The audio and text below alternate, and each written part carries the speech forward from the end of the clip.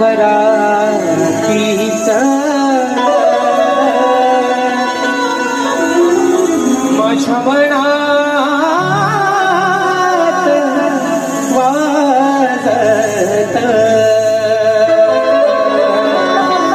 गप्प्या पावलात आली माझी मालकीत झाली एका वाघाची शिकार एका हरणीने गेली गप्प्या पावलात आली माझी मालकीत झाली एका वाघाची शिकार एका